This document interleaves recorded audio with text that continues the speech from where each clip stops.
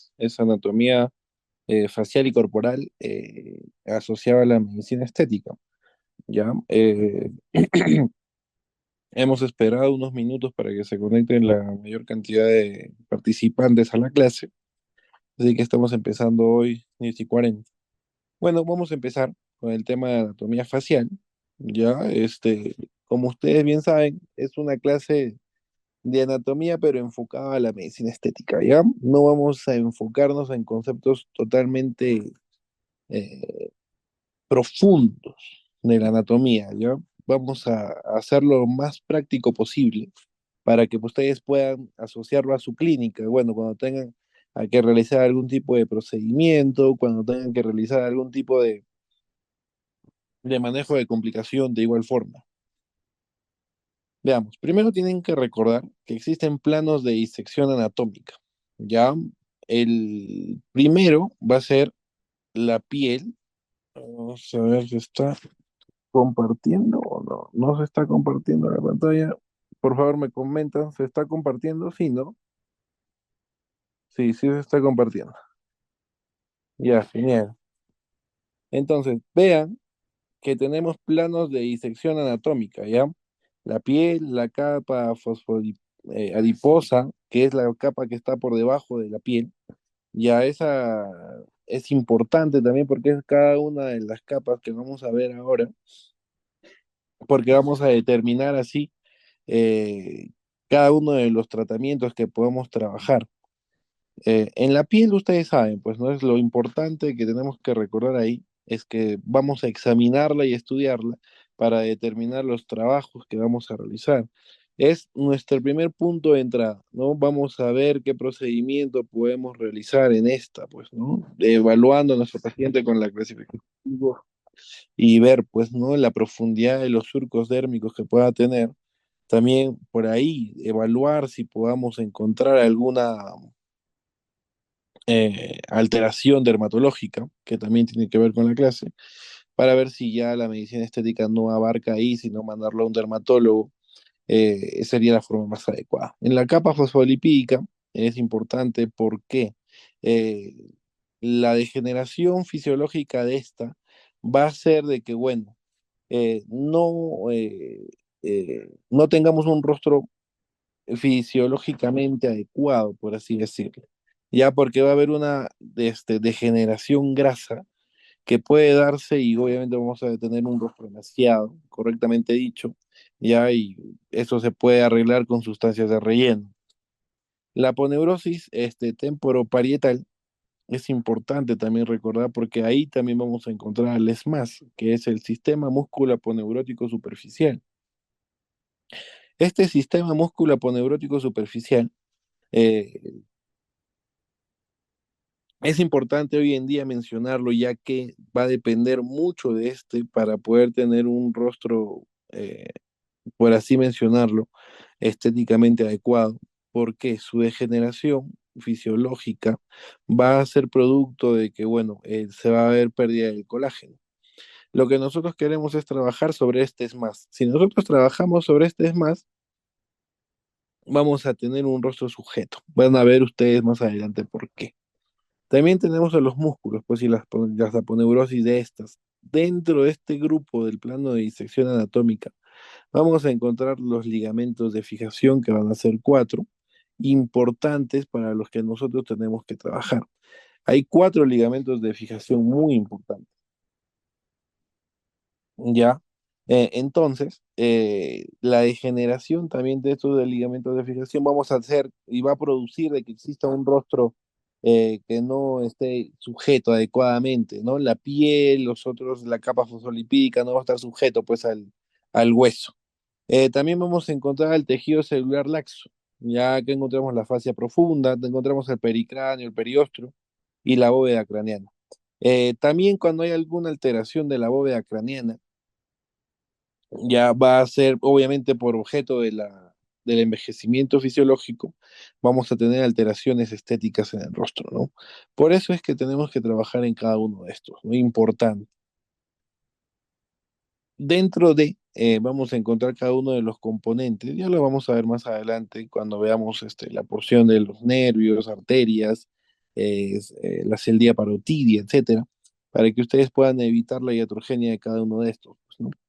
Pero recordando que estos planos de disección anatómica tienen que ser bien recordados, ya porque dependiendo de cada uno es donde nosotros vamos a realizar los tratamientos. Puede ser desde una simple mesoterapia, puede ser colocación de plasma recomplaqueta como un bioestimulador, alguna sustancia de relleno, podemos utilizar elementos de fijación como los hilos tensores, o también trabajar con sustancias como la toxina botulínica cuando vamos a hablar de paquetes y grupos musculares importantes del tercio superior, tercio medio, ¿no? También se puede trabajar para ciertas patologías con la toxina botulínica cuando tenemos pues bruxismos, eh, podría ser pues sonrisa gingival, etcétera, no lo sé. Por eso es importante que nosotros recordemos cada uno de estos planos de disección anatómica. Les mencionaba, bueno, acá en este gráfico se puede evidenciar mucho mejor, ya, así que por favor a tenerlo en cuenta, ya porque podamos ver acá pues el músculo, bueno, desde la piel hasta la parte ósea que es necesario recordar. Y acá encontramos pues los paquetes grasos que les estaba mencionando. Cuando existe esa destrucción o degeneración de los paquetes grasos, es ahí donde vamos a encontrar un rostro demasiado. ¿Ya? Y acá tenemos que recordar, tenemos las almohadillas bucales, ¿no? En las famosas bolas de billar. Ya esa grasa malar que nosotros podemos tener para el perfilamiento del rostro puede ser perjudicial. Menciona la literatura, hay una controversia, pero menciona de que, bueno, sí, pues no. Si recordamos las teorías del envejecimiento por esa degeneración grasa que podamos tener, vamos a tener mucho cuidado. Entonces, por favor, recuerden esto, es importante para tenerlo en cuenta, ¿no? Listo. Pasemos a la piel. Vamos a ver, por favor, si estamos, vamos a volver a compartir porque,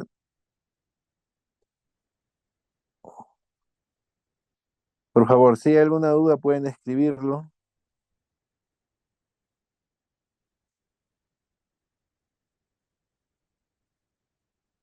por favor, o lo pueden comentar por el micro, no hay ningún problema. Bien, veamos la primera capa, la piel. Acá vamos a encontrar bueno, sus capas, ¿no? Que va a ser la epidermis, que va a tener un epitelio queratinizado, escamoso y estratificado. Vamos a tener una dermis, que va a estar debajo de esta, formada por una red de material amorfo, ¿no? Fibras y estructuras celulares. Vamos acá a encontrar los fibroblastos y fibras de colágeno, la elastina y reticulina. ¿Por qué va a ser importante hablar de este fibroblasto? Pues, ¿no? Porque la estimulación de cada uno de estas sustancias va a hacer que se pueda generar colágeno. Y eso es importante cuando hablamos en sustancias de bioestimuladores, pues, ¿no? Tenemos el hipodermis, ¿no? Que acá vamos a encontrar el tejido adiposo, ya también llamado, que va a estar rico en fibras de colágeno y elastina, ¿no? Nosotros tenemos que recordar que el fibroblasto va a ser el que estimule al colágeno, por lo cual para nosotros es necesario recordarlo, ya porque cuando nosotros estimulamos este colágeno,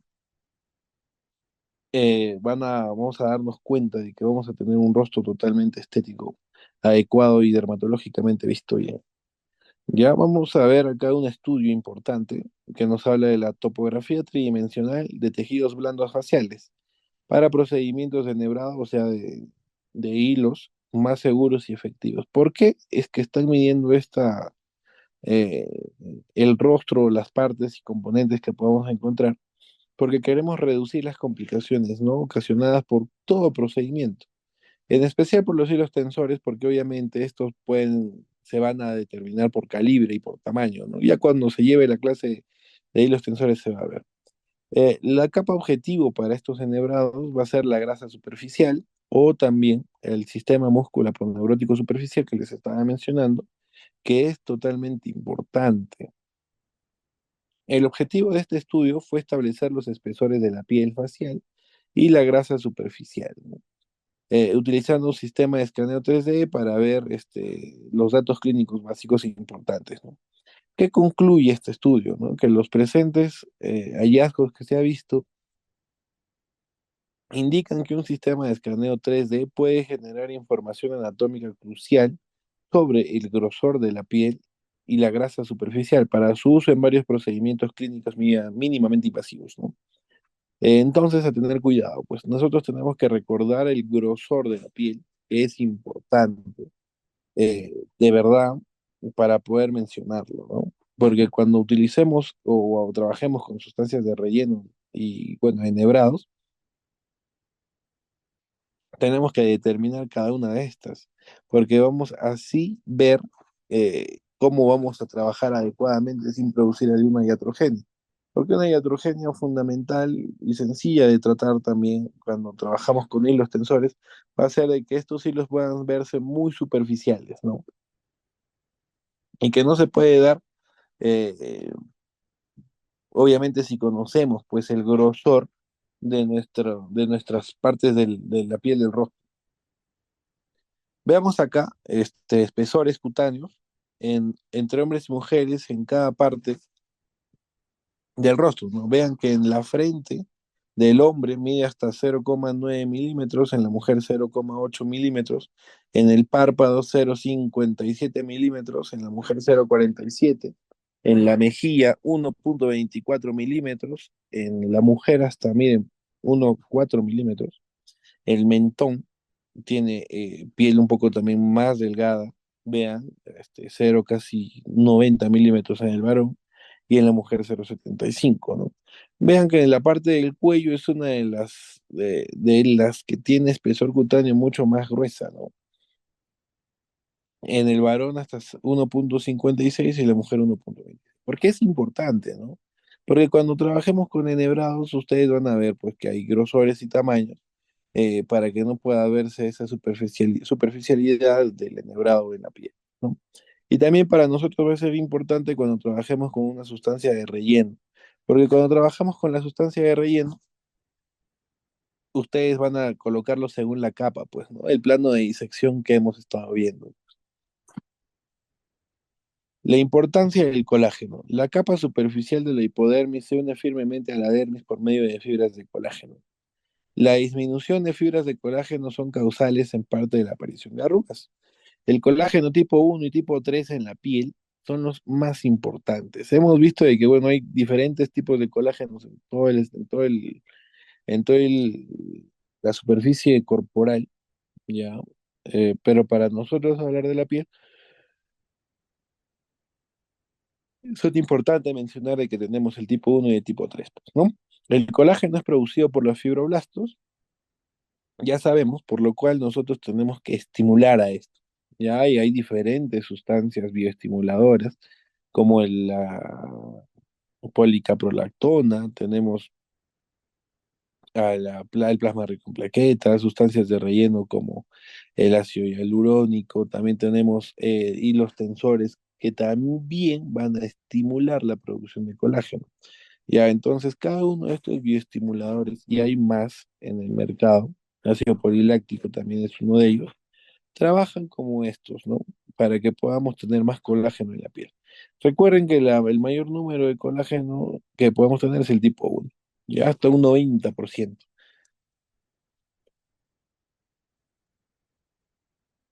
Veamos que acá tenemos al colágeno y la menopausia. ¿Por qué tenemos que mencionar? Porque la gran mayoría de pacientes que van a llegar a su consulta van a ser mujeres. Pero cuando lleguen a su consulta, ustedes tienen que determinar cada uno de estos factores para determinar su teoría del envejecimiento cutáneo, por lo que la pérdida del colágeno es importante que se pierde con la menopausia, ¿no? La disminución de hormonas como el estrógeno va a hacer de que se pierda colágeno. Aproximadamente un 30% del colágeno se pierde los primeros 5 años tras la menopausia. Ya, miren, es importante, ¿ah? Los primeros 5 años tras la menopausia se pierde el 30% del colágeno. La mujer pierde 2,1% de colágeno de la piel cada año postmenopausia. Entonces, ¿qué es lo que nosotros queremos realizar en nuestros pacientes mujeres? Es generar un gran grupo, o bueno, una gran cantidad de reservas de colágeno para poder tener para cuando lleguen a la menopausia. Porque ustedes saben, la disminución y la producción hormonal de estas hormonas sexuales, pues no tanto de las gónadas, hipófisis y glándulas suprarrenales, va a disminuir progresivamente con la edad, ¿no? Esta disminución va a conllevar al deterioro de varias funciones de la piel, pues, ¿no? Acá vamos a tener también otras teorías del envejecimiento que pueda darse por el estrés oxidativo, ya importante. Entonces, si nosotros estamos exponiéndonos a algún tipo de estrés secundario, eh, va a ver un desequilibrio, ¿no? Entre los prooxidantes y los antioxidantes, ¿no? Por lo cual, esto también es responsable de un envejecimiento prematuro, ¿no? Acá también se pueden asociar a diferentes enfermedades, pues cardiovasculares, neurológicas y hasta ciertos tipos de cánceres, pues. Por eso es que se trabaja como un antioxidante fundamental la vitamina C, pues, ¿no? Que puede ser en megadosis, hay protocolos también que son grandes, y ya, hasta la misma fábrica, bueno, el laboratorio Pascoe ya tiene su protocolo de aplicación de megadosis de vitamina C. Y bueno, pueden trabajarlo con esto, ¿no? Ya. Hay reparos anatómicos a considerar que son muy importantes. Y hay principales, ¿no? Que debemos de tener en principal noción de su posición y recorrido, ¿no? Para nosotros los más importantes van a ser las arterias, pues. Las arterias tanto temporales, superficiales, ya cuando, y estas van a verse afectadas, señores, les digo, cuando se trabaja con hilos tensores, pues, ¿no? La rama frontal, su rama parietal van a ser importantes a recordar, porque bueno, como es una temporal y bueno, es superficial, lamentablemente se van a alterar cuando haya trabajo con estos hilos tensores, ¿no? Y bueno, acá tenemos las arterias cigomáticas, la facial transversa, las venas, el conducto parotidio y el nervio facial. Cada uno de estos se puede alterar con cualquier procedimiento a nivel facial, ¿ya? Porque bueno, si vamos a tener alteraciones nerviosas si no tenemos cuidado con ese plano anatómico en el cual estamos trabajando. Por eso es que tienen que recordar la profundidad y la técnica de aplicación tiene que ser adecuada. Ustedes saben que importante del rostro a nivel vascular va a ser la arteria facial. La arteria facial es necesario recordar su recorrido. ¿Por qué? Uno, porque las complicaciones que podamos tener van a ser muchas y hasta desde leves a graves. Cuando nosotros llegamos a tener una complicación grave de, de alguna obstrucción de la arteria facial, puede ser como tal generar solo una isquemia en la zona o generar una obstrucción vascular en todo nivel del recorrido. Puede ser que exista un viaje embólico ya hasta la arteria oftálmica, como vamos a ver más adelante, y producir una ceguera eh, en el paciente. Pero si sigue viajando por anastomosis, que vamos a ver cuando ya lleguemos a la anatomía, puede llegar lamentablemente al polígono de Willis y producir algún tipo de stroke en el paciente, ¿no? Y como bien saben, esto puede llevar a la muerte. Así que tener mucho cuidado cuando trabajamos con sustancias de relleno, ya, y tienen que recordar siempre la anatomía vascular del rostro, por favor, es necesario. Porque las complicaciones nerviosas pueden solo producir cierta pérdida de la sensibilidad, algunas parestesias, dificultad motora va a ser mínimo, ya no vamos a tener, pero sí alteraciones de la de sensibilidad del rostro. Ah, por favor, recuerden. Y bueno, la lesión del conducto parotidio se va a dar muy poco. Tienen que recordar, sí, que va a transcurrir. Ustedes dibujan una línea que va a conectar el trago con el ángulo de la boca y en ese recorrido encontramos el conducto parotidio. No es tan superficial el conducto parotidio, pero si ustedes no conocen su espesor cutáneo, ya pueden producir una lesión. Y lamentablemente, bueno, con la obstrucción del conducto parotidio podemos generar alguna iatrogenia, ¿no? Grave, que tiene que ser visto pues ya por un cirujano de cabeza y cuello para operar y tratar de suturar pues el conducto parotidio. Lamentablemente no hay otra forma en la cual podamos curar esa, ¿no? Veamos, entonces acá hay zonas faciales peligrosas que tienen que recordarlas. ¿Por qué les ponemos zonas faciales peligrosas? Siempre una zona va a ser peligrosa, te lo voy diciendo desde ahora, cuando encontramos algún vaso sanguíneo, puede ser vena o arteria, cuando encontramos el recorrido también de algún nervio importante o, como les estaba mencionando, el conducto parotídeo, que va a estar tan superficial de igual forma como si, bueno, pueda ser el recorrido de alguna arteria. Por eso tengan cuidado. Ya acá tenemos infinidad de zonas. Este es un gráfico que tienen que, la verdad que va a ser difícil que lo recuerden. Más adelante, o quizás la próxima clase, vamos a evaluar con los códigos médicos, ya que es importante que lo recuerden. Porque si no recordamos los códigos médicos, señores, quizás no lo conocen, ya lo van a conocer. Ustedes con esos nos vamos a nosotros a cuidar mucho de las zonas faciales peligrosas, ya para evitar tener lesiones graves en el paciente, ¿no? Pero igual recuerden, una zona peligrosa va a ser donde encontremos algún tipo de vaso, nervio o el conducto parotídeo. Y todo eso va a depender de la sustancia que nosotros vayamos a inyectar, ¿no? O del procedimiento en el cual vamos a trabajar. Recuerden que los alteración nerviosa, ya les dije, va a haber solo alteración sensitiva y hasta parestesias, alteraciones vasculares, podemos ir desde simples hematomas hasta la obstrucción de esta que puede producir una isquemia y necrosis posterior, ya, y así que tienen que recordar eso. Bueno, siguiendo el plano de disección anatómica, tenemos al ESMAS, que es la capa músculo-aponeurótica superficial, ¿no? Que ha recibido gran atención durante los últimos años, ¿no? La alteración de esta capa, es decir, acortamiento, puede haber duplicación, refijación, es la base general para los procedimientos quirúrgicos de estiramiento facial. El ESMAS explica la relación y las condiciones entre la fascia superficial, los músculos de la expresión facial y la dermis subyacente. La parte importante del ESMAS en el envejecimiento facial es sobre la parte más expresiva del rostro, donde se encuentran los músculos periorales y perioculares.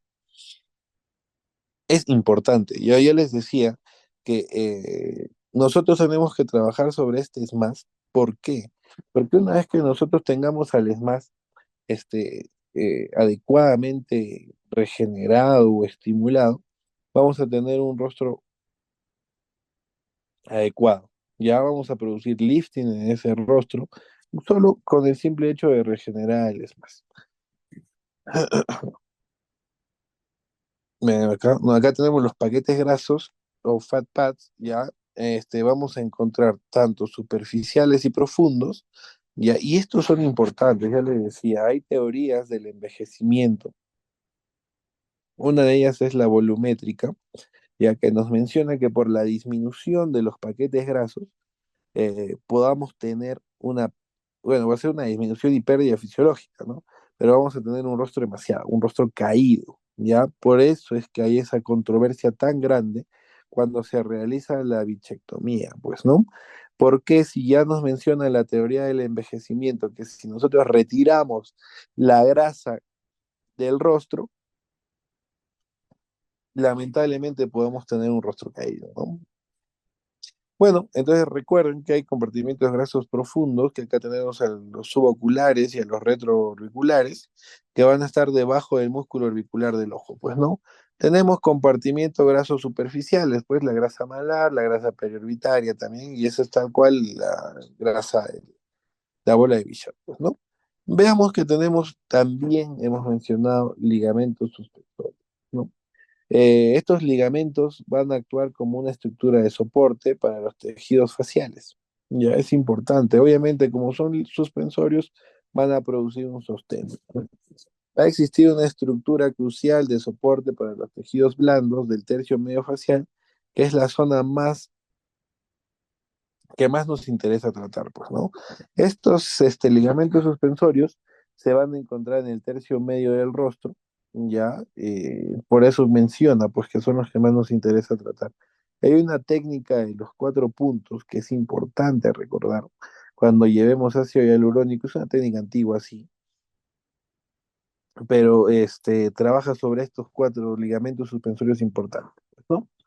Que ayuda, pues, ¿no? A mejorar su laxitud y evita el descenso también de la grasa malar y de la piel en la zona donde estemos trabajando, ¿no? Ya que, como menciona la diapositiva, son importantes, pues, y responsables del envejecimiento global de la cara. Pues, ¿no? Y acá tenemos los ligamentos suspensorios, miren, les voy a colocar bonito. Tenemos el ligamento cigomático, tenemos el ligamento macetérico cutáneo, al mandibular y el ligamento parótido, ¿no? Estos cuatro ligamentos son importantes pues, para el sostén del rostro. Y acá les coloco, miren, los ligamentos suspensorios, osteocutáneos, van a ser los que conectan el hueso a la piel, se van a encontrar entre el periósteo y la piel suprayacente, son los más fuertes de las uniones ligamentosas, la verdad, porque son los que van a estar conectados con el hueso propio. El ligamento cigomático, ya, o el parche de MacGregor también, tiene su origen en el hueso cigomático superior, perdón, y se va a insertar en la dermis. El borde inferior del orbicular y la grasa ocular. El ligamento mandibular o mandíbulo cutáneo une a la mandíbula, al platisma y al depresor de la nuca. Bien, esos son los ligamentos importantes en la retención facial, ¿ya? Así que tengan en cuenta cada uno de ellos. Hasta acá estamos viendo los planos de disección, hemos visto pues piel, grasa, en la grasa hemos visto pues o tejido celular subcutáneo que podamos tener y ahí es donde vamos a producir pues estos fat pads que si retiramos cada uno de ellos o hay un deterioro fisiológico podamos encontrar lamentablemente un rostro demasiado caído, pues, ¿no? La alteración del ESMAS y también de los ligamentos suspensorios va a hacer de que se produzca de igual forma esto, pues, ¿no? Entonces tengan en cuenta que tenemos que trabajar sobre cada uno de estos, sí, que estábamos mencionando para tener un rostro adecuado. ¿Sí? ¿Alguna duda, por favor, para todos los que están presentes? ¿Ha habido dudas, comentarios hasta este? Se escucha bien, ¿verdad?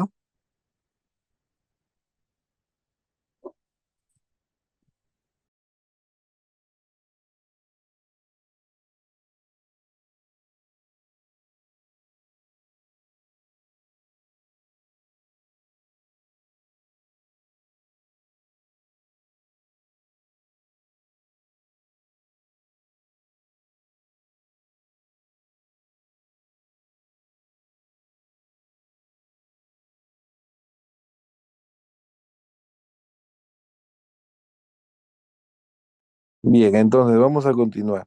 Si no hay dudas, o bueno, tuvieran, por favor, alguno de los participantes puede escribirlo nada más, ya por el chat, como les estoy mencionando, o pueden levantar el micro y poder realizar la consulta que tengan. Bien, vamos a seguir entonces. Como hemos visto, estamos siguiendo los planos de disección. Nos quedaría hablar de la parte ósea del rostro. Ya es importante recordar que tenemos acá la cabeza ósea, que va a ser cráneo y cara. Ya el cráneo se va a dividir pues en cuatro huesos importantes, que va a ser el parietal, el temporal, el frontal y el occipital.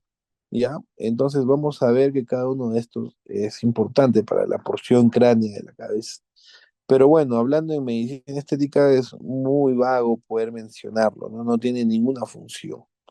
Vean que la cara, sí, acá vamos a encontrar a los huesos cigomáticos, a los huesos maxilares, mandibulares, cornete, los cornetes, el vómer y los labios. Cada uno de estos huesos del rostro, sí, de la cara, son importantes en mención. Tenemos una cara superficial. En la cara superficial, recuerden que vamos a encontrar los músculos mímicos, ¿ya? Acá vamos a encontrar la arteria facial, la vena facial, la región parotidia y su inervación. Vean entonces que por qué estamos colocando estas imágenes, porque es así pues como vamos a ver, pues ¿no? Acá de esta parte superficial se va a determinar y va a ser necesario pues el trabajo de los músculos mímicos, ¿no? Y es ahí donde nosotros vamos a trabajar con la sustancia conocida como toxina botulínica, pues, ¿no? Bueno, veamos. Primero los músculos faciales. Vamos a enfocarnos en su origen, en su inervación y en su acción, ¿ya? Eh, Después vamos a ver un video Si no, eso iba a ser la clase que viene, donde nos vamos a enfocar de cada uno de los músculos y el recorrido de la arteria facial, también mencionada. Vean que este va a ser el músculo occipito frontal, que va a tener un origen, el músculo va a ser cuadrilátero, va a estar situado en la parte de atención anterior de la cabeza, como estamos viendo, ¿no? Se va a insertar por arriba en el borde anterior de la aponeurosis epicraneal en un borde convexo, ¿no? Si se dan cuenta, son dos porciones del músculo occipito frontal. Va a haber una inervación rama temporofacial del facial, ¿no? ¿Qué acción va a tener? Va a ser tensor de la aponeurosis epicraneal. Va a determinar las arrugas transversales de la frente. Eso es importante. Cuando nosotros trabajamos con toxina botulínica, este músculo es uno de los más trabajados, ¿no? Tenemos que trabajar sobre esas arrugas a nivel frontal, ya que va a ser necesario, pues, para que nosotros podamos tener en cuenta cómo vamos a trabajar con ellos. Vean que también tenemos otro músculo que va a ser el depresor superciliar, ya otro músculo importantísimo que se va a insertar en el borde orbital medial. Vean acá en el dibujo, pues vamos a tener dos depresores superciliares y se va a insertar en la cara medial de la órbita ósea. Vamos a tener dos paquetes de esos depresores en el cual se va a trabajar también con toxina botulínica, ¿no? ¿Quién lo va a inervar? Así como cada uno de los músculos del rostro va a ser inervado por el nervio facial, ¿no? Su acción es tirar hacia abajo las cejas. Por eso es depresor. ¿Ya? Entonces nosotros tenemos que pedir al paciente que pueda hacer algún gesto, como fruncir el ceño, ya para poder ubicar este músculo depresor. Vean también que después, debajo, ya, de este músculo depresor, vamos a tener el corrugador, otro músculo importante. Su origen es la porción nasal del hueso frontal y se va a insertar en el medio de la piel de las cejas y en la galea aponeurótica. ¿Quién lo va a inervar? El nervio facial. ¿Cuál función va a tener este nervio? Desplazar las cejas medial e inferiormente, creando arrugas verticales sobre la nariz, ¿no? Entonces, si va a crear estas arrugas verticales sobre la nariz, nosotros tenemos que pedir al paciente que haga un gesto de dolor o de enfado para que nosotros podamos evidenciar dónde está este músculo y poder trabajar sobre él. ¿Por qué? Esto es importante cuando se trabaja con toxina botulínica. Tienen que encontrar el músculo exacto y cogerlo sobre los dedos para que podamos tener resultados óptimos, porque no, si no vamos a estar insertando o inyectando la sustancia fuera del músculo y así no vamos a tener los resultados que queramos. Vean, entonces, debajo del depresor vamos a tener el corrugador y el corrugador va a tener dos grupos, o sea, tanto derecho como izquierdo. Vean que entre los dos depresores vamos a tener al prócer. Ya es importante que también tengan en cuenta este músculo. Se va a originar del dorso de los huesos nasales y de la parte superior del cartílago nasal, extendiéndose a modo de abanico para insertarse en la piel de la región de la glabela y de los extremos mediales de las cejas, pues, ¿no? Como ven en la imagen, es un grupo muscular muy fácil de ubicar, ¿ya? Su función va a ser deprimir los extremos mediales de las cejas y genera arrugas en la piel de la glabela, ¿no? Esto crea una expresión facial compatible con la emoción de ira y tristeza. Entonces tienen que pedir al paciente que por favor haga un gesto de ira o de tristeza y así poder determinar, pues, ¿no? Músculo orbicular tiene dos porciones, ¿ya? Este es otro músculo considerado el tercio superior también. La porción orbitaria es la parte más periférica y cubre el margen de la órbita, pues, ¿no? La porción palpebral es la parte central del músculo y se ubica bajo la piel de los párpados. Es importante, ¿no? Recuerden que tiene una porción orbitaria y una porción palpebral, ¿no? Entonces, determinando estas, vamos a evidenciar pues el margen y cómo trabajamos sobre esto, pues, ¿no?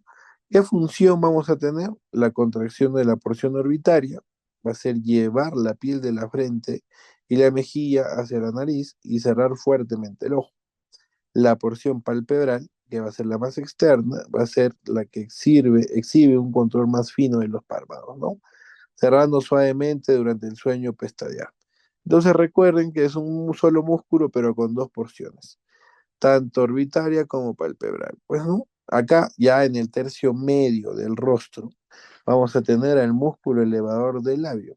¿Qué inserción va a tener? El proceso cigomático del hueso maxilar y del proceso maxilar del hueso cigomático.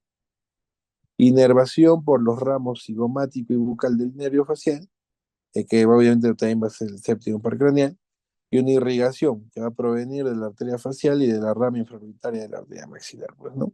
Todos los músculos van a estar irrigados por la arteria facial, así que no hay que tener cuidado. ¿Qué función va a tener? Elevar y evertir el labio superior, ¿ya? Músculo elevador del labio superior y del ala de la nariz.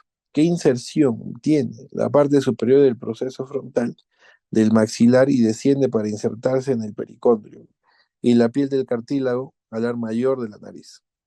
Algunas de sus fibras se dirigen hacia la parte lateral del labio superior y se mezclan a este nivel con fibras del elevador del labio superior y del orbicular de la boca. ¿Ya? Entonces vean, ¿qué irrigación va a tener la arteria facial? Al igual como el músculo anterior que solo va a ser el elevador del labio, este va a elevar el ala de la nariz y el labio superior. ¿Ya? Entonces tengan en cuenta estos músculos ya para poder trabajar sobre él. Tenemos también el músculo nasal, ya que va a tener una porción alar y una porción transversa. Vean su porción alar. Primero que se va a ubicar en el ara de la nariz, se origina en la cara anterior del maxilar sobre la fosa incisiva, ¿no? Medial a la porción transversa. Se extiende superior y anteriormente para insertarse en la piel del ara de la nariz. Y su porción transversa de este músculo nasal se va a ubicar en el dorso, obviamente, de la nariz, y se va a originar superior y lateralmente a la fosa incisiva, ¿no? Lateralmente a la porción alar. Este paquete muscular es muy poco trabajado con la toxina botulínica, ¿ya? Así que no tengan problema en recordarlo. La verdad que no se trabaja mucho con toxina botulínica ni con otra sustancia en medicina estética. Otro músculo importante que es el músculo cigomático menor, ¿ya? Estos paquetes de los músculos elevador del ala, el elevador del labio, el cigomático mayor, menor, sí tenemos que recordarlo mucho, porque también se trabaja con la toxina botulínica y puede trabajarse y recordando en estos músculos cuando llevemos a trabajar sobre los puntos, cuando queramos ver sonrisas gingivales, ¿no? Este cigomático menor se inserta, tiene su origen en la cara lateral del hueso cigomático y se extiende diagonalmente hacia los labios, pues, ¿no?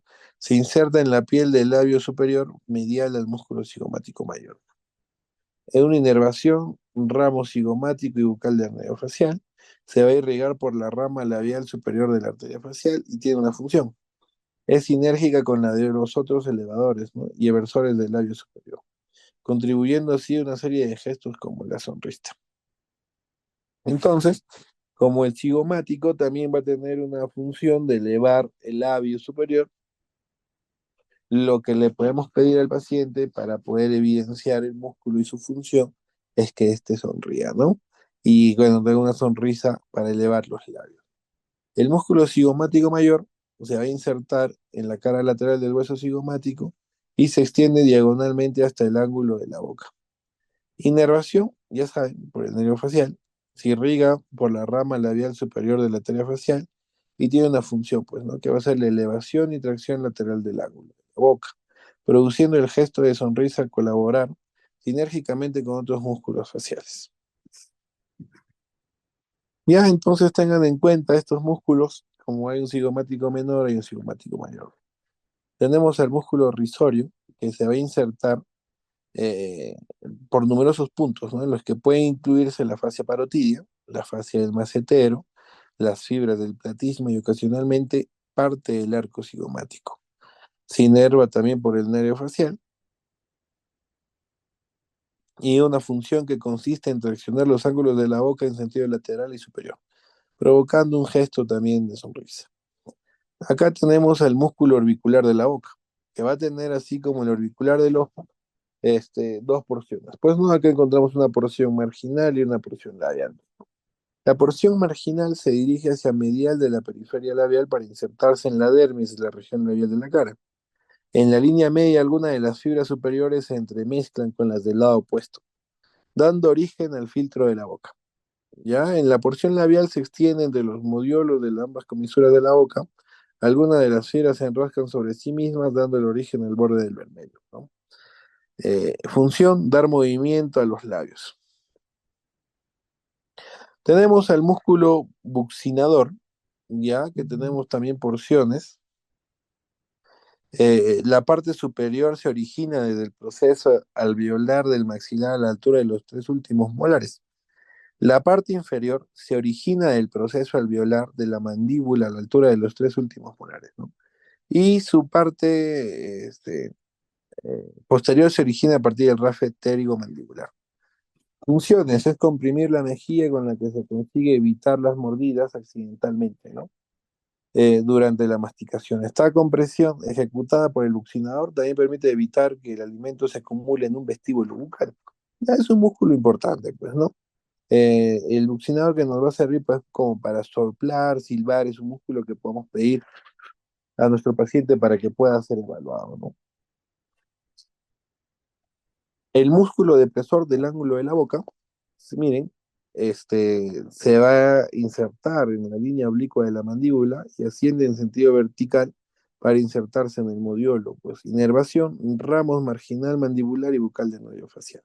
Se irriga la rama labial inferior de la arteria facial y por la rama mentoniana de la arteria alveolar inferior. ¿Qué función? Obviamente, descender la comisura labial, lo cual contribuye a expresar sentimientos de tristeza o enojo. Músculo depresor del labio inferior.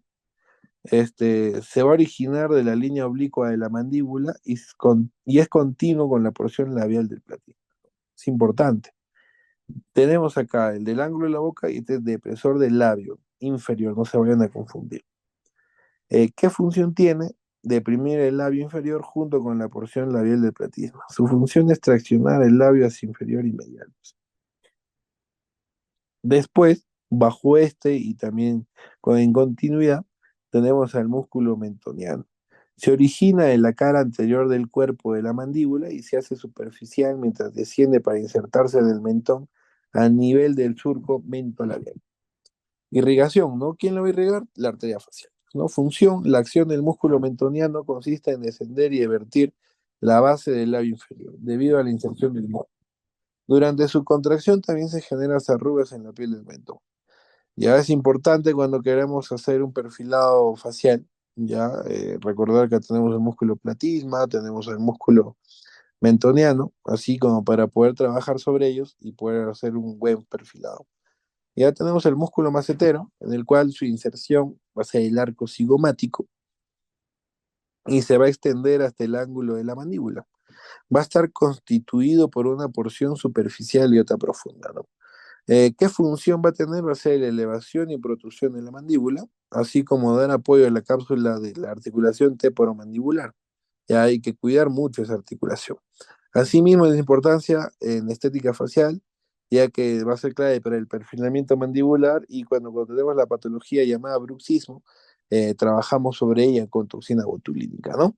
Hay tres puntos en los cuales tenemos que trabajar, entonces a tener en cuenta eso.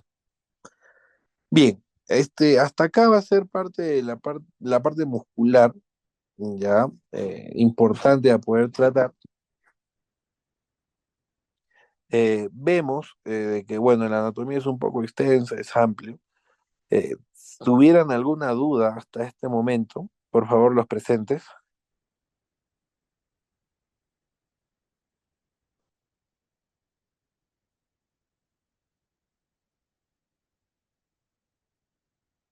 Una duda, comentario. No, tenemos que recordar que cuando hablamos de las partes musculares, nosotros tenemos que trabajar siempre, sí o sí, con la toxina botulínica. No hay otra sustancia que nos pueda ayudar a trabajar sobre esta parte, ¿no?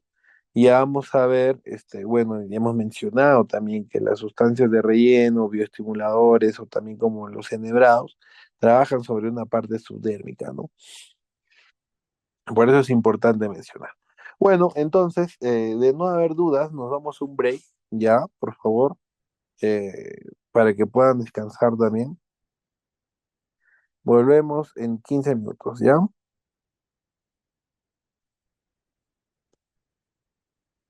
Bueno, continuamos, por favor. Vamos a hacer ahora después del break, vamos a hablar de la parte de la irrigación facial. Ya hemos visto la parte muscular, ahora vamos a hablar de la irrigación facial, pues, ¿no? Vean, irrigación facial. Entonces, para nosotros, ¿qué es importante recordar acá? Es la arteria facial, señores. De verdad es necesario recordar su origen, sus ramas. eh, ya hemos visto que irriga la gran mayoría de zonas musculares, ¿ya? Así que es necesario que la podamos recordar. Vamos a ver. Tienen porciones, pues ya, la porción cervical y la porción facial. Esta porción cervical tiene pues sus ramas palatinas ascendentes, las tonsilares, submentonianas, glandulares, que lo importante de esta es que se va a correlacionar, pues no va a estar cubierto con qué, con el platisma. Va a estar ubicado en el triángulo carotidio, rodea el maxilar inferior, pasa entre las glándulas submaxilares. En medicina estética no es tan importante recordar esta porción cervical, pero se las estoy mencionando, ¿ya? Ahora es importante hablar de esta porción facial. Pues acá sí, de verdad, tenemos que tener mucho cuidado cuando hablamos de las ramas de la arteria facial. Veamos que tiene, desde su origen a nivel facial, tiene la rama labial inferior, la labial superior, existe la nasal externa y la angular. Ya van a ver que estas cuatro ramitas que tiene la porción facial van a ser muy importantes. Estas se van a tener anastomosis con una arteria importante, que es la arteria oftálmica, ¿ya? Vamos a ver un gráfico bonito más adelante y ustedes van a darse cuenta que con esa anastomosis puede producir un viaje embólico a nivel de y obstruir, lamentablemente, la arteria facial. Perdón, la arteria oftálmica y producir una amaurosis. Disculpen, por favor.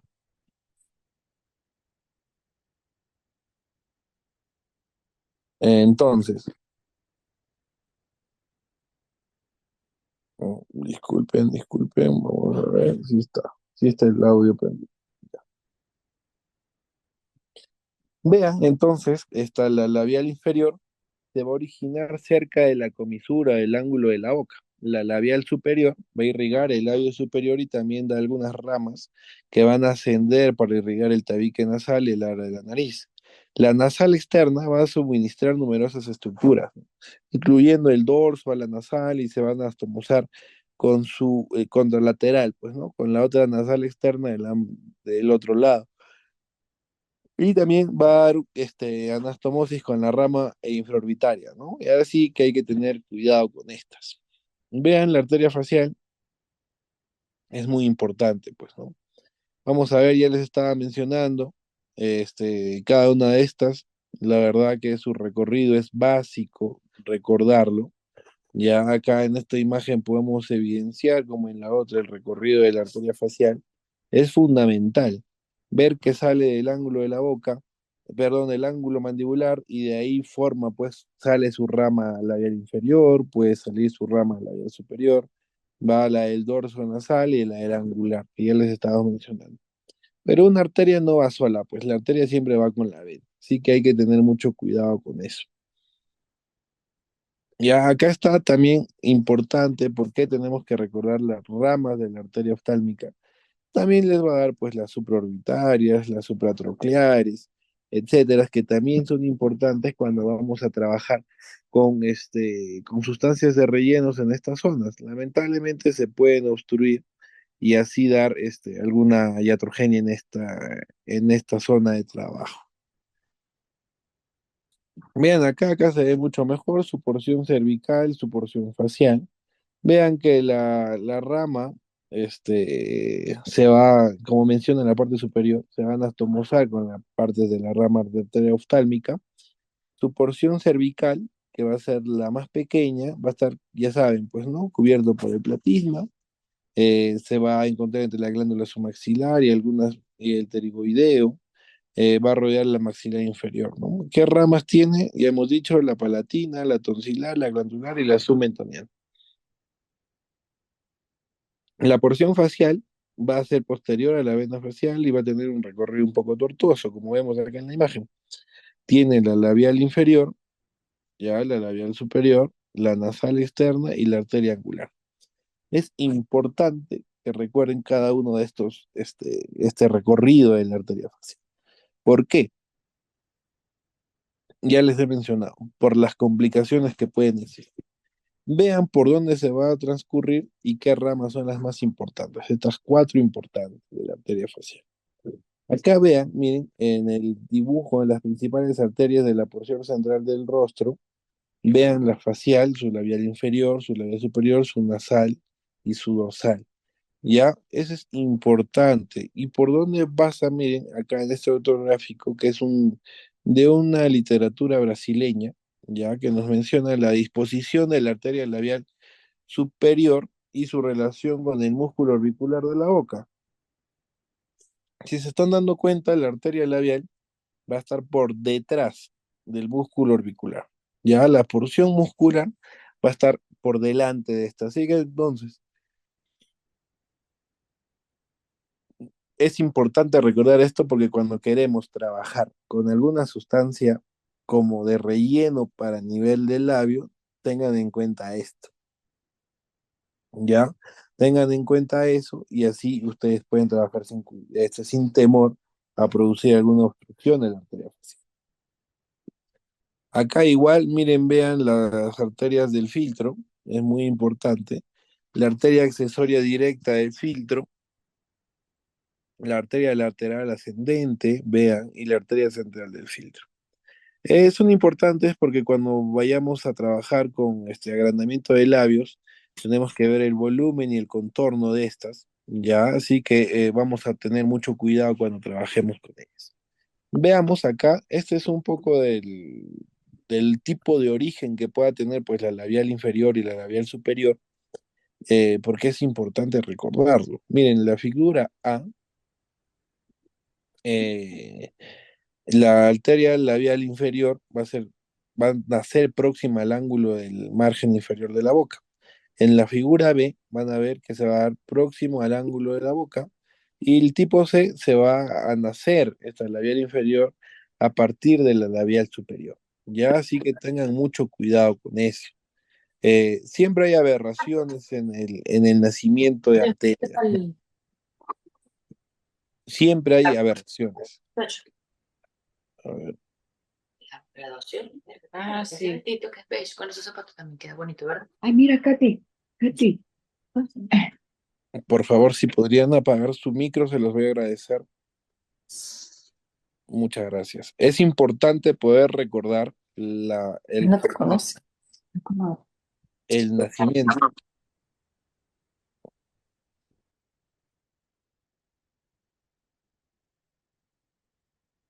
Vamos a ver, ya lo apagaron. Gracias.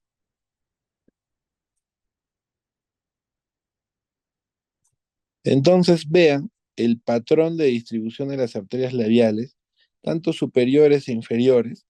Va a haber un impacto, ¿no? Para procedimientos seguros de aumento del labio superior e inferior. Vean ese recorrido y, bueno, y cuál va a ser la configuración que vamos a tener entre las arterias labiales con el músculo auricular de la boca. Ya se van a identificar tres posiciones diferentes de las arterias labiales superiores e inferiores. Vean que se va a encontrar primero en la submucosa casi en un 80%, ¿no? También podemos encontrar en la porción intramuscular casi un 20% y a nivel subcutáneo en un 2%. La variabilidad en el campo de la posición respectiva a lo largo del recorrido labial fue del 29% para el total del labial superior y un 32% en el total del labio inferior, ¿no? La ubicación en la línea media se identificó tanto en el labio superior como en el labio inferior, ¿no? Como la más variable. Una ubicación más segura para la aplicación del material voluminizador es el plano subcutáneo en la ubicación paramediana tanto del labio superior como el del labio inferior. Se debe tener cuidado al apuntar al inyectar en la línea media, ya que la arteria se puede identificar con mayor frecuencia en las porciones superficiales. Es importante que recuerden esto porque hemos visto cuando se va a generar volumen a nivel de los labios, ya ustedes tienen que tener en cuenta esto, porque algunos se puede trabajar con aguja, se puede trabajar con cánula, dependiendo de la técnica que ustedes vayan a utilizar. Ya, pero para generar volumen a veces siempre a nivel de labio es recomendado trabajar con cánula. Así evitas las complicaciones. Ya, entonces, por favor, a tener en cuenta esto, ¿no? Y ver la configuración de la arteria, pues si puede estar intramuscular, subcutáneo o submucoso, ¿no? Por lo más frecuente es que sea submucoso, ¿ya? Es importante. Acá está justo lo que les estoy mencionando, se va a encontrar más frecuentemente ya en la línea media del labio y va a ser submucoso, ya casi en un 80%, ideal. Tenemos venas faciales, el sistema venoso, ya va a ser tal cual como el de la arteria facial, ¿sí? Una arteria y una vena. Y ahí estas van a llegar a las venas yugulares, pues, ¿no? Tenemos también supratroqueares, angulares, nasofrontales de la nasal, labios inferiores, etcétera. Tal cual como tenemos una arteria, tenemos su vena con el mismo nombre, ¿no? Otro,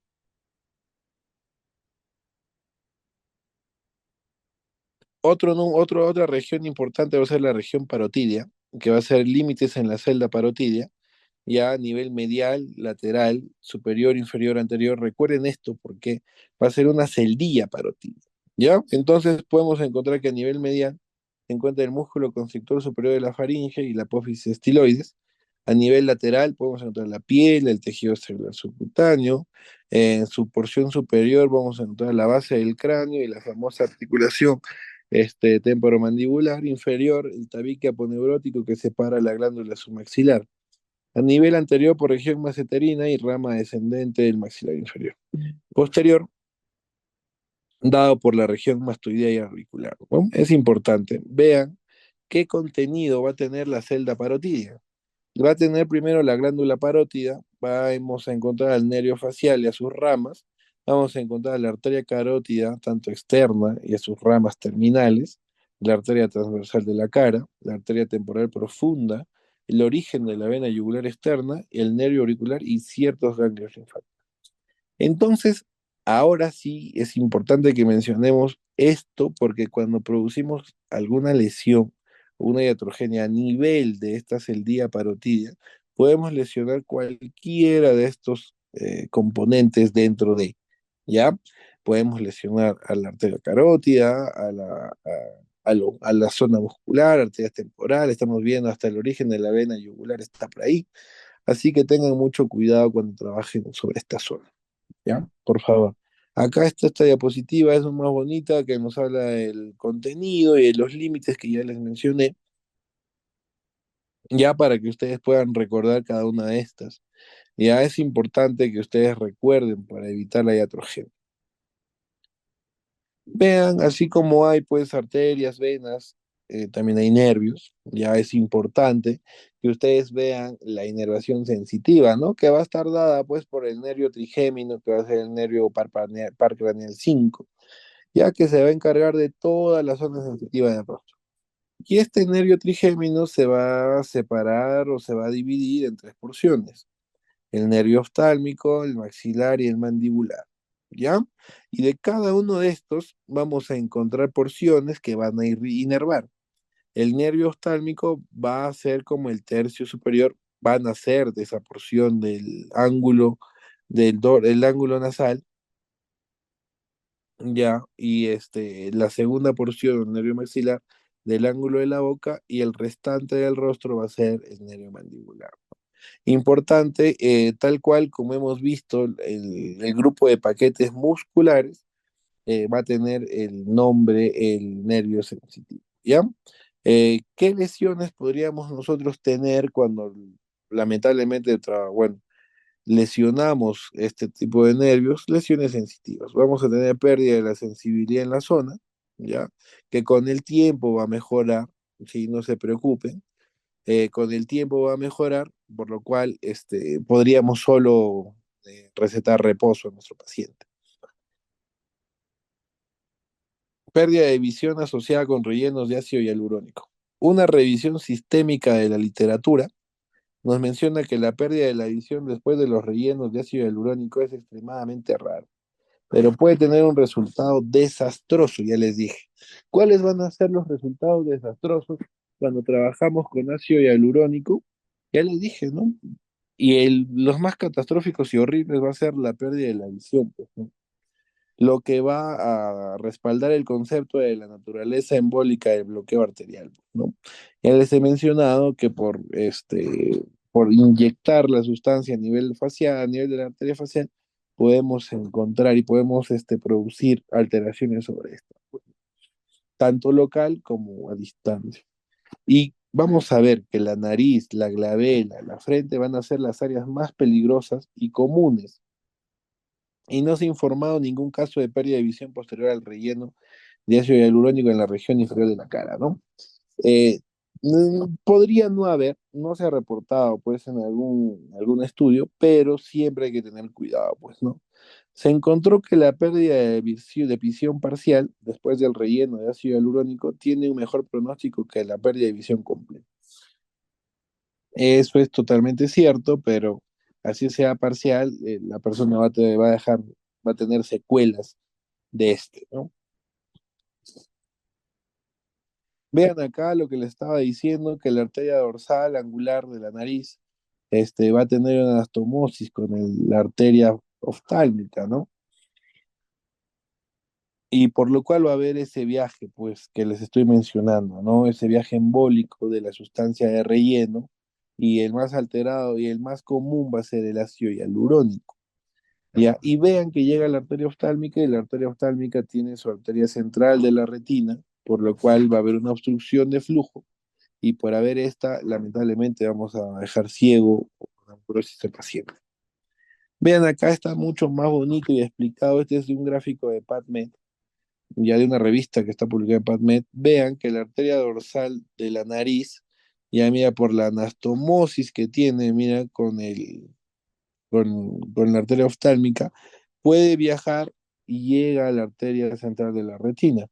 De igual forma, la supratroclear y la supraorbitaria. Vean, ahí está. Y también vean si tenemos este trabajo cerca a la arteria cigomática facial o cigomática temporal. De igual forma, viaja, tiene un viaje embólico y va a haber lesiones de la arteria central de la retina. Pues no, puede haber esta oclusión lamentablemente, ¿no? Pero si no llegase ahí, puede llegar a la arteria cerebral interna, a la carótida interna, perdón, y de ahí viajar al cerebro y al polígono de Willis y lamentablemente producir un stroke isquémico, ¿no? Entonces se están dando cuenta de lo importante de este gráfico. Ya, este es el recorrido facial ya que tenemos que conocer. Ya una iatrogenia como esta, señores, es totalmente peligroso, pues dejamos ciego a un paciente o podemos hasta matarlo, ¿no? Veamos acá las complicaciones vasculares de los rellenos de ácido hialurónico y el papel de la hialuronidasa en el tratamiento. Así como el ácido hialurónico es bueno, quizás la sustancia de relleno, pero tenemos a bien un antídoto que es la hialuronidasa. Pues no, ya cuando se lleve estas clases amplias de ácido hialurónico, se va a trabajar sobre esta y tener, bueno, mayor entendimiento y explicación que se podría dar sobre este, pues, ¿no? Pero ¿qué complicaciones? Vamos a encontrar una necrosis cutánea, ya tras la inyección arterial inadvertida de ácido hialurónico, que va a ser una complicación muy grave, ¿no? Realizamos un estudio, pues, ¿no? Según el estudio, ¿no? En animales con las orejas de conejo, en las que se inyectó relleno de ácido hialurónico en las arterias auriculares, eh, a las 4 y 24 horas. Se ha demostrado que a las 4 horas hemos tenido mejores resultados que a 24 horas. ¿Eso qué quiere decir? Que si nosotros trabajamos inmediatamente sobre la sustancia, sobre la obstrucción con ácido hialurónico, con la hialuronidasa, vamos a tener áreas de necrosis mucho más pequeñas. o hasta evitar de que exista necrosis. Seguridad en los procedimientos dermatológicos, ¿no? La oclusión vascular por materiales de relleno. Vean, las complicaciones más graves del tratamiento con los rellenos dérmicos son las isquémicas que pueden provocar un síndrome de Nicolau, que va a ser el desprendimiento de la piel, una ceguera, incluso un ictus, ya les estaba mencionando. Se describen las medidas preventivas que es conveniente aplicar cuando se realizan estos procedimientos. Y en caso de que aparezcan, se proponen los pasos a seguir ante una urgencia dermatológica. Es importante ya tener un amplio conocimiento de la anatomía facial y va a ser preferible ya el uso de cánulas y las técnicas de infiltración retrógrada. Porque es la verdad. O sea, ustedes cuando trabajan con cánulas van a evitar, bueno, la lesión a nivel de la arteria, ¿ya? Donde pueda estar continua su zona de trabajo. En cambio, la aguja sí, pues lamentablemente va a lesionar, hasta quizás romper, pues, la arteria donde estén trabajando, ¿no? Pero siempre es mejor ustedes que realicen la aspiración siempre antes de aplicar. Es la única forma en la cual nosotros podemos prevenir. Obviamente también sabiendo, pues, el recorrido de la arteria facial, pues, no su anatomía. Tenemos otro, pues, vean acá este dibujo, que podemos existir complicaciones necróticas en la zona, complicaciones visuales y complicaciones de infección. Vean que, miren, para zonas de necrosis puede ser a nivel de la nariz, del labio superior, labio inferior, complicaciones visuales, ¿no? Que se puede dar en la zona, también nasal, infraorbitaria, en la zona frontal, y la zona anafiláctica que puede ser en la zona, este, intranasal, ¿no? Es importante que puedan recordar este grafiquito porque, bueno, no solamente va a haber lesión necrótica, sino puede haber una lesión séptica a nivel de la zona del rostro donde ustedes vayan a estar trabajando.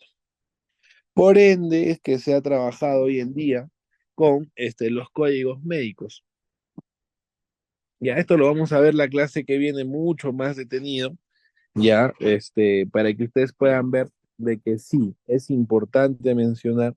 Estos van a ser unos códigos que nos van a ayudar a evitar a que tengamos alguna lesión grave como la que estamos mencionando, ¿no?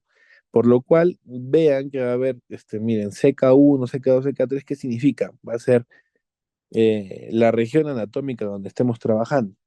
Y si se van dando cuenta, va cambiando de color mientras se va acercando a la arteria facial. Por eso les decía, ¿no? Esto es importante, pero se los voy a dejar también. Habla mucho de la anatomía facial y de la técnica de aplicación de ácido hialurónico.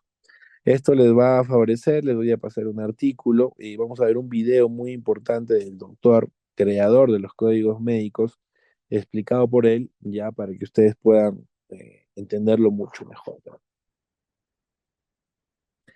Vean, estas son las complicaciones necróticas cuando se trabaja con una sustancia de relleno. Lamentablemente, si no nos damos cuenta, mientras más transcurran las horas, la lesión es grave, ¿ya? La lesión es grave. Porque ustedes tienen que darse cuenta, la verdad, de que cuando realizamos la aplicación, la técnica de inyección, el dolor puede ser insoportable. El paciente les va a decir, ¿no? Desde el comienzo. La verdad que es un dolor que no sentía en otros tipos de aplicación. Así que ustedes cuando tengan esto, un dolor insoportable, un cambio de la coloración, ya se pueden dar cuenta de que sí puede haber una obstrucción, pues no van a ver el llenado capilar de la zona, puede ser enlentecido, ya y eso puede ser como que, y para poder trabajar rápidamente con la hialuronidasa, porque si no van a llegar pues a lo que llegó estos pacientes, pues lamentablemente, ¿no? El tratamiento de esto va a ser con hialuronidasa, sí, pero también podemos realizar diferentes tipos de técnicas ya para poder mejorar, pero siempre vamos a dejar una cicatriz en el paciente de por vida.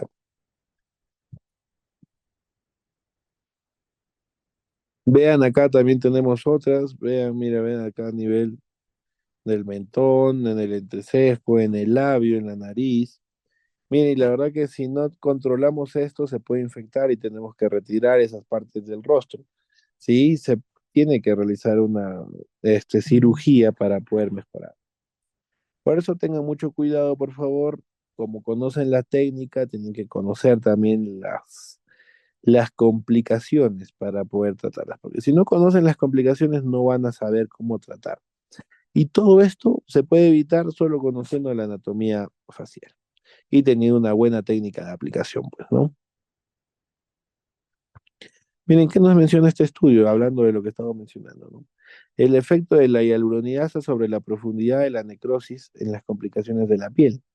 Vean, el periodo de recuperación de los pacientes que recibieron tratamiento paliativo duró aprox hasta 60 días, ¿no? Se aplicó un total de 1.500 unidades de hialuronidasa a cada caso en su promedio. La inyección de la hialuronidasa proporciona una recuperación más temprana de la necrosis cutánea limitada. Ya es importante eso. Entonces tenemos que trabajar nosotros con hialuronidasa para poder evitar los efectos, pues, de la obstrucción vascular que estamos produciendo. Así que recuerden, van a trabajar con ácido hialurónico, compren su hialuronidasa como antídoto. Y hay que saber cómo administrarlo también. Bien, hasta acá es parte de la anatomía facial, ya con las complicaciones que se puedan encontrar. Es 12:10. Por favor, alguna duda, algún comentario que haya quedado pendiente, por favor.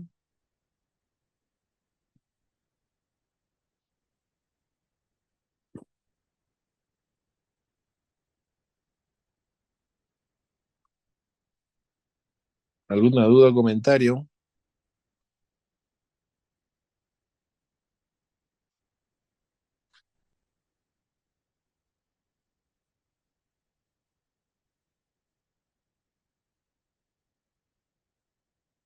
Sí, para poder hablar ya parte de la anatomía corporal, ya.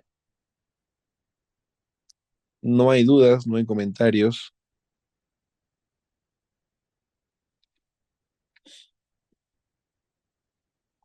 Bien, nos damos 2 minutos para poder empezar. Tómense un vasito de agua, por favor. 12:10 comenzamos para hablar de anatomía corporal.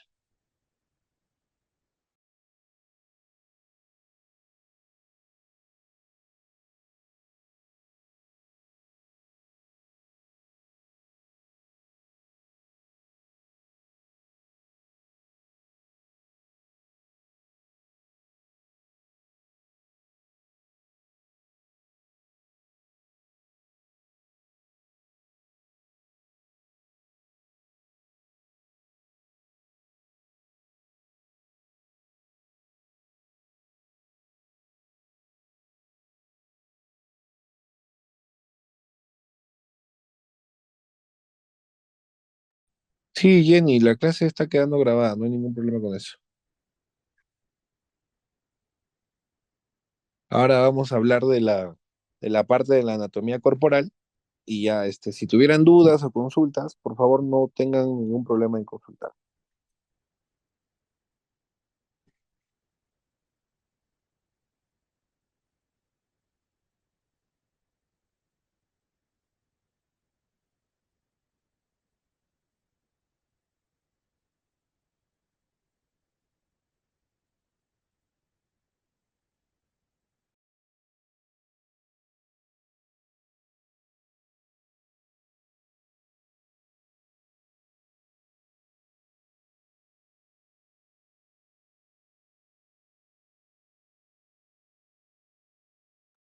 Listo, veamos parte de la anatomía corporal.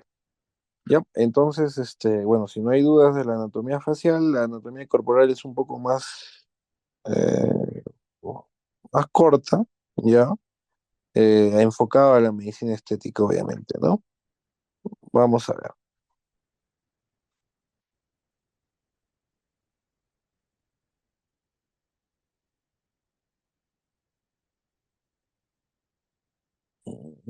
Y acá está. Anatomía corporal en medicina estética. Primero, obviamente, el tórax. Vamos a ver que el tórax tiene huesos y cartílagos, ¿ya? Vamos a ver que Su anatomía del tórax va a ser conformada por la caja torácica, pues, ¿no? Eh, ¿Por qué va a estar conformada? Por 11 discos intervertebrales, 24 cartílagos torácicos, perdón, costales. Los cartílagos costales del 1 al 7 se articulan con el esternón, que es este huesito que tenemos acá. Es importante. Los cartílagos 8, 9, 10 se van a articular con el reborde costal. Huesos, 12 vértebras torácicas, 24 pares de costillas, un esternón. El tórax en conjunto va a tener 12 pares de arcos costales y 11 pares de espacios intercostales, ¿no? Eso es importante reconocer porque entre los espacios intercostales vamos a encontrar músculos y también podemos encontrar importantes componentes como el vano intercostal, pues, ¿no? ¿Hay referencias anatómicas que tenemos que conocer? Sí, porque cuando se puede trabajar, la verdad que con la parte de la glándula mamaria, cuando tenemos una mama caída, ¿ya? Y nosotros podemos trabajar con hilos tensores, recuerden pues sus referencias anatómicas, ¿no? A qué nivel debería estar pues la mamila, etcétera. Eso ya lo podemos ver en una clase importante. Vean que la escotadura yugular va a estar a nivel de la vértebra T12, el ángulo esternal a nivel de la vértebra T4, el proceso sifoides va a estar a nivel de la vértebra de T9 o T10, el diámetro transverso máximo del tórax se va a encontrar a nivel de la séptima costilla. ¿Ya? En la espina de la escápula se va a encontrar en el tercer espacio intercostal, vértebra 3. El ángulo inferior de la escápula se va a encontrar en el séptimo espacio intercostal, vértebra T7. ¿Ya? Es importante que ustedes recuerden esto en la anatomía del tórax, ya que es su parte ósea. Les mencionaba los espacios intercostales, acá vamos a encontrar músculos, son tres músculos importantes, que va a ser el músculo intercostal interno, externo y el íntimo, ¿no? Estos van a ser importantes, la verdad, recordar estos espacios intercostales, más que nada en medicina estética muy poco, ya, pero recordándolo cuando, bueno, se realizan drenajes torácicos, se colocan tubos, etcétera, o algún procedimiento quirúrgico, siempre es necesario recordarlos, ¿ya? Vamos a ver que vamos a encontrar al vano intercostal que va a estar en el reborde inferior de las costillas, ¿ya? Eso es importante, la arteria y la vena y el nervio. Vean que hay músculos, ¿no? Ya les decía, pues que vamos a encontrar los músculos intercostales, tanto externos, que su función va a ser la inspiración, el interno va a ser su función de expiración y el íntimo también va a tener una función expiratoria. Vamos a trabajar sobre los músculos de la pared torácica, los músculos inspiratorios, van a ser, miren, unos 5 importantes, que vamos a encontrar a los pectorales, a los músculos escalenos, a los serratos, pero en su porción intrínseca, acá los supracostales y los intercostales externos, ya hemos visto, ¿no? Tenemos músculos que se dedican solo a la expiración, que vamos a encontrar estos a los rectos del abdomen, a los oblicuos del abdomen, transverso del abdomen, que van a ser músculos que los vamos a ver detalladamente en la porción de anatomía abdominal. ¿Ya? Y en su porción también tenemos a los intercostales internos y los íntimos, ¿no? ¿Qué función cumplen los músculos inspiratorios, ¿no? Que al contraerse van a elevar las costillas y van a incrementar el diámetro transversal y el antero posterior del tórax, ¿no? Aumenta el volumen y disminuye la presión intratorácica. La ley de Boyle-Maritzown. También tenemos a los músculos expiratorios, que al contraerse, estos músculos van a descender las costillas y disminuyen los diámetros transversos y anteroposteriores del tórax. Bien, esto es importante que nosotros recordemos como la anatomía del tórax, ¿ya? Y no hay otra función estéticamente hablando en el tórax más cuando, bueno, trabajemos, eh, como ya les dije, ¿no? Con el lifting mamario, ya que se realiza con hilos tensores. Esto es parte de. Ahora tenemos también la anatomía del abdomen, ya para poder concluir. Y vamos a ver que tenemos la pared anterolateral, tiene planos, tal cual como en el rostro hemos visto. piel, el tejido celular subcutáneo, acá vamos a encontrar la parte adiposa, y en esta vamos a trabajar mucho, señores, también sobre la grasa. Vamos a encontrar la grasa localizada, ¿no? Hay infinidad de técnicas y en medicina estética con procedimientos mínimamente invasivos se puede trabajar pues con la hidrolipoclasía, ¿ya? En la parte muscular también se puede trabajar con la ecografía, que van a ser tonificadores. Ya, eso es importante, pues, ¿no? La aponeurosis y los músculos, ¿no? Acá vamos a tener los rectos del abdomen, los oblicuos, tanto externo e interno, el músculo transverso, la fascia endoabdominal, ¿no? El tejido preperitoneal y el peritoneo. La inervación, nervio intercostal del 7 al 11, también nervios subcostales y el hilo hipogástrico. Estuche de los rectos, 3/4 superiores, ¿no? Tres hojas, esto es importante también, el estuche de los rectos, van a ver que estos son músculos, van a ser los más importantes cuando nosotros queramos tonificar, a nivel del abdomen, van a ser estos, pues, ¿no? Del estuche de los rectos. Esos paquetes musculares importantes que queremos tener, ¿no? Van a ver que el arco de Douglas va a ser inferior, ¿no? Va a haber 3/4, que va a ser la parte superior, que siempre superior al arco de Douglas va a pasar, pues, ¿no? Por delante y por detrás, los ligamentos, pero en cambio en el cuarto inferior, ya casi cerca del pubis, solo va a pasar por encima del estuche de los rectos, la fascia, ya importante. Vean que la zona muscular importante a recordar va a ser el oblicuo externo, ya, que va a ser un músculo lateral plano que recorre desde la quinta a la 12ª costilla ventromedialmente hasta la capa anterior de la vaina de los músculos rectos del abdomen. En su origen está estrechamente conectado con los músculos serrato anterior y dorsal ancho. Ventralmente, el músculo oblicuo externo forma una gran aponeurosis que se extiende medialmente hacia la línea alba, ¿no? Y caudalmente hacia la cresta ilíaca y el hueso púbico. La verdad, como ven, es un músculo totalmente amplio que tiene muchas porciones de origen y sección, y su margen inferior forma el ligamento inguinal. Tenemos el músculo oblicuo interno, que ocupa la cara más interna del músculo oblicuo mayor, es más pequeño y la dirección de sus fibras es contraria a las del oblicuo mayor de su mismo lado, ¿no? Tiene su origen en toda la cresta ilíaca, en la apófisis espinosa de la quinta vértebra lumbar y sacro, insertándose en la cara posterior de la línea alba, ¿no? Por detrás del recto anterior. ¿Qué funciones, no? De forma unilateral, inclinación hacia el mismo lado, y de forma bilateral, de una flexión del tronco. Acá otro músculo y que, bueno, para nosotros en medicina estética es un músculo importante, ya que es el recto del abdomen, que va a tener su origen en el borde superior de la pubis, ¿no? Por medio de un pequeño tendón se va a insertar en la cara anterior de los 5, 6, 7 cartílagos costales y también en parte del apéndice sifoides del esternón. Están cubiertos por una fascia común que le da a esta zona una mayor concentración, una mayor contención. La función se trata de un músculo poligástrico formado ya por cuatro grupos musculares dependiendo de la zona, y su tono va a contribuir a mantener la posición erecta de la persona. Por eso es importante. Ahí, como esa va a producir, va a tener una función de faja, va a mantener las vísceras en su posición.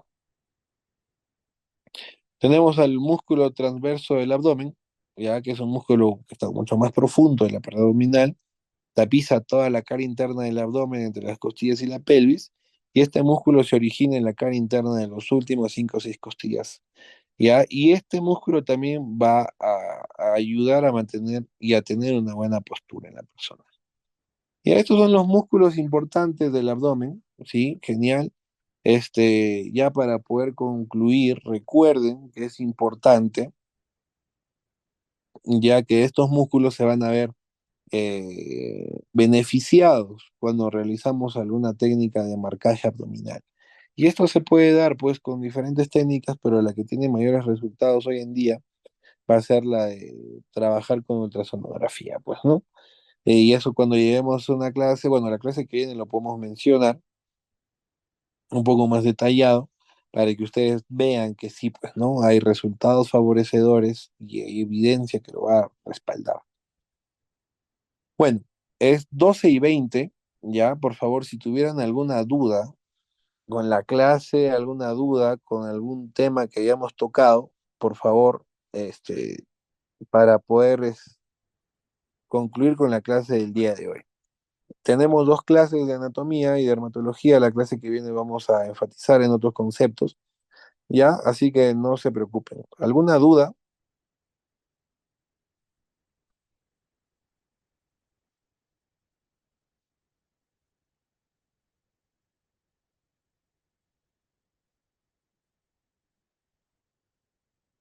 ¿Alguna duda, por favor, a los presentes? ¿Consultas?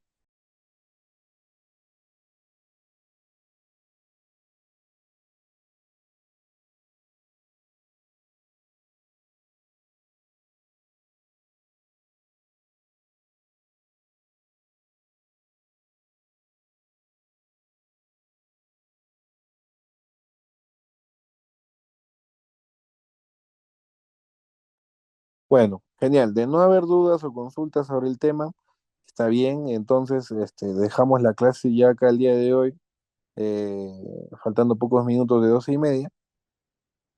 Ya nos encontramos durante la clase que viene, que va a ser durante la siguiente semana. Muchas gracias a todos los presentes. Que tengan y terminen su buen domingo. Gracias.